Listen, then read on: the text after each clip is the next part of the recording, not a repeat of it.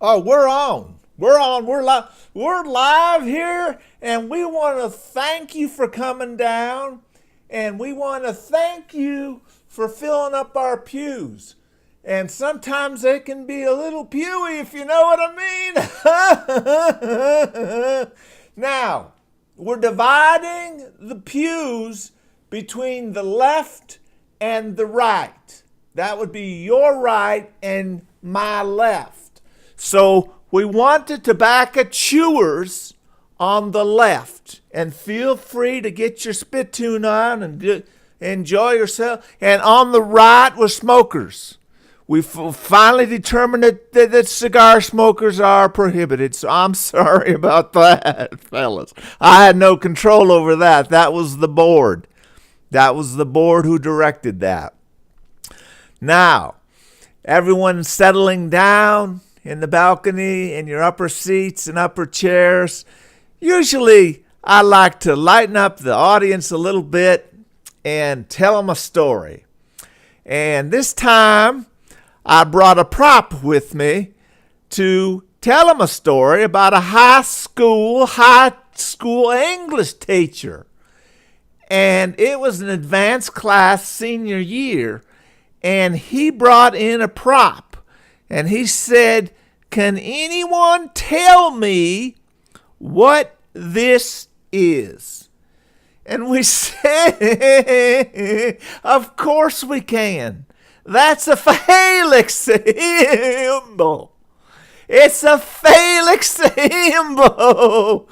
He said, "You don't have your pronunciation correctly, but you're in the right ballpark." So there's the joke of the day. Moving on. We're going to be sermonizing in the Old Testament. Oh, I love to sermonize in the Old Testament. It just sends googie buggles up me. And the reason we sermonize in the Old Testament, have you ever thought of writing 52 relative sermons to the new covenant Christians that we are? So we go back into that old stuff and dig around Leviticus, Numbers. The Job is a particularly pleasant book to read. You'll leave here more edified than you come in every time. Numbers, Exodus, Deuteronomy. These are the meat and bones, the meat and bones, the meat and bones of our sermonizing. So today we go to Genesis, which is the first book in the Bible. It certainly reminds me of that. Yeah, that's this Genesis. Now, when I was in seminary, there were two schools of thought about pronunciations in the Bible. One school was Genesis was 3 syllables. And the other school was Jesus, 2 syllables.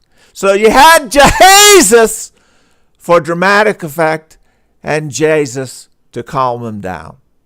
Now the seminary I went to preferred to use the 3 words, Jesus, to do their sermonizing. And probably that's why they go to the Old Testament. It's easier because Jesus isn't in the Old Testament. So we're at Genesis. We're at Genesis 6. And they're talking about the Nephilites. And the Nephilites came down from heaven, angelic beings who wanted the babes. I guess they got pussy whipped early, so to speak. They wanted attractive women, attractive human beings. And that's how they bared fruit and multiplied. Half angel, half attractive human being. And these people became known as great warriors, as great men, as renowned people throughout the ages.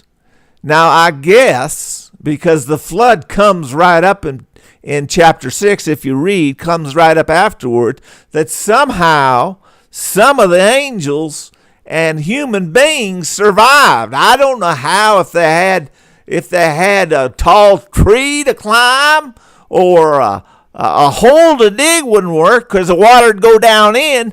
But if they had a tall tree to climb and a hole to dig, between the two of them, they survived and produced human angels of great renown. So, now is the time in the service when everybody is awake, and you can light up your cigarette now for a second and just contemplate.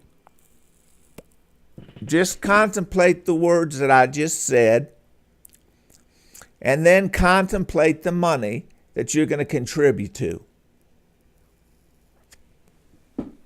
We have Kentucky Fried Chicken, and we got the buckets for 55 cents a piece.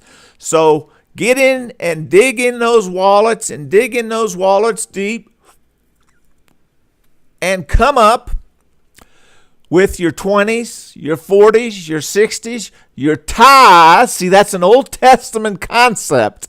Tithes is an it's not a New Testament command. And so many churches like to do that on you. They like to switch it up. See, they switch it from the Old Testament, and tithing is not for the New Testament.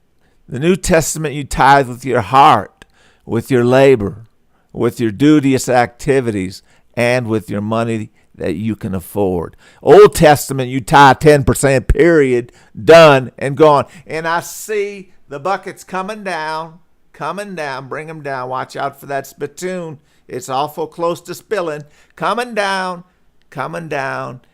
and here we have our money for the week. So, having been said that, we're going to conclude and say that we will see you next week.